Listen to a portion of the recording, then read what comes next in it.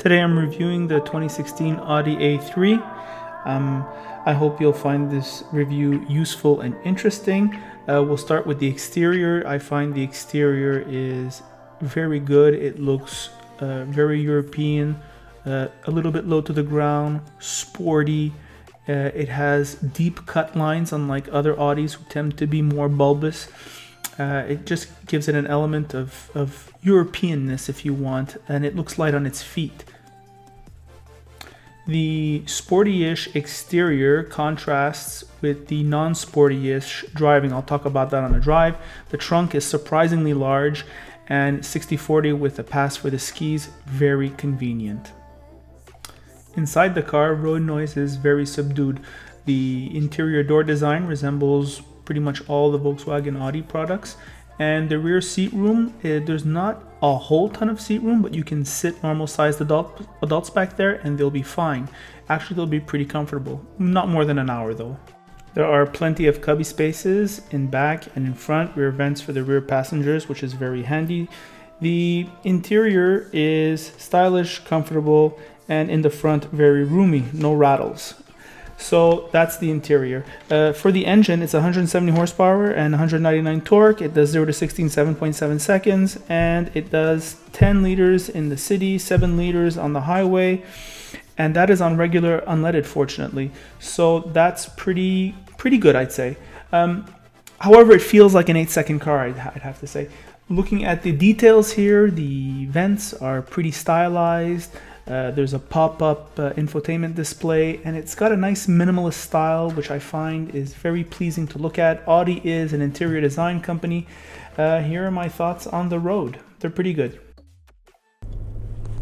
All right, car lovers, driving around the 2016 Audi A3. Base model, finally a base model, and not what we usually get from the press fleet, the all-equipped models that no one buys. We have a base A3 with a color, which in Canada goes for 32,000-ish Canadian, US knockoff 3,000. So a few questions we have to answer is a lot of criticism on the net that this is just a pretty Jetta, and also that the car is no good or whatever. You should have to get the 2-liter turbo if you want it to be any good. Let's analyze this. We'll start with the exterior styling. I love the exterior styling on this car. It's nice. It makes me feel like Europe when I see the outside of this car. And happily, what I love the most about this model, it's not a fat car. It's not overweight. It's just, it's the right size for me. It's also not too high off the ground. It's nice and low. It's got like that sporty European feel that we want from European cars, right? If I'm buying a European car, I want to feel like I'm in Europe every time I look and get into my car. On the inside, more of the same. It feels like Europe in here. It's got a nice design, simple. There's no clutter in here. Despite the car looking small on the outside, Germans are big people. And when you're sitting in front in a German car, I find you never run out of room. I'm not rubbing shoulders with Catalina. I'm not rubbing elbows with Catalina. There's plenty of room in here for the front passengers. There's a surprising amount of room for the rear seat passengers, more than the Mercedes option. It's not a cavern back there, but it's fine for the half-hour, 1-hour haul, no problem. Inside, you have a nice leather steering wheel. It feels good to the hand. It's perhaps a bit thin. The BMW 228 now comes with the M steering wheel standard, I think, and the Mercedes steering wheel is much nicer. This car does come with standard leather.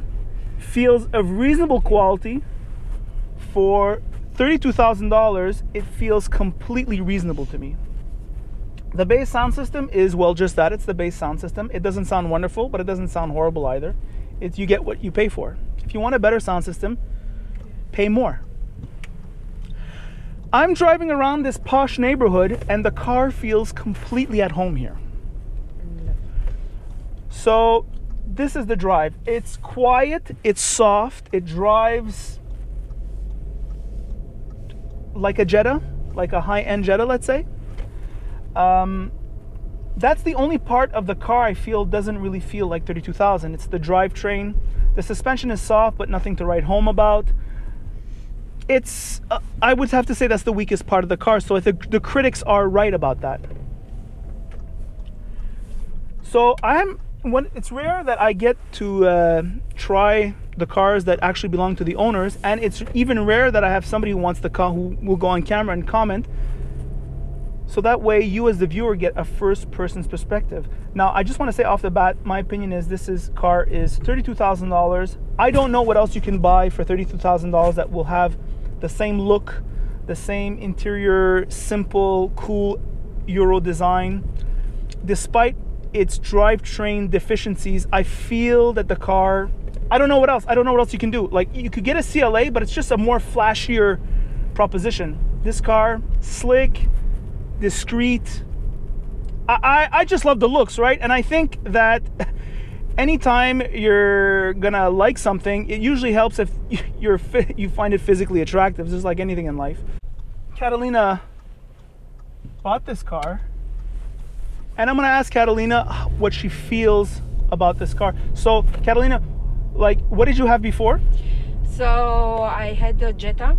All right. The basic model Jetta. Did you buy or did you lease? No, lease. All right. It was a lease. All right. So as well as this one. So at the end of the lease, you leased this one. Yes. All right. And so what made you, like, what were you cross shopping? Were you looking at anything else? So I wanted to upgrade a bit my cars. So I was looking for a Mercedes 250 as well as for Audi A3. So I decided finally to take the Audi A3. What tipped the balance for you? Most the design. I like the design. It's like you said previously, it's more European, and the front and the back, it's very nice for a woman, especially. It's such a cute car, if I can say that. I think it's very stylized. Yeah, it looks great. I agree. Okay, so that's what made you buy the car versus the Mercedes. So the best thing you like about the car is the aesthetic quality. Exactly. Look, interior, exterior? Exactly. Interior, it's, as you see, it's full leather. Yeah. And you feel like more driving a sport car compared to the Jetta. Yeah. And the outside, amazing. Amazing. What's the thing that you do not like about this car, if there are any? A thing that I don't like. Or the thing that you like the least? Like, you don't feel you driving like a speedy car, if I can say that. Yeah. It's a bit slow that I was expecting. It drives like a Jetta. Exactly, Jetta. Yeah.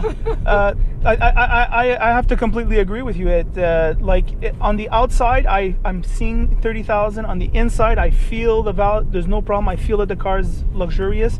However, when I'm driving the car, when I'm hitting bumps, when I'm accelerating, the transmission, everything, it just feels like a Jetta. Exactly, Jetta. Yeah. Well, and let's not forget, I'm paying basically double that I was paying the Jetta. Do you feel you're getting double? I don't feel I'm getting double. I'm getting, like, let's say 80% more than the Jetta, but not 100%. Oh, there you go. That's the review.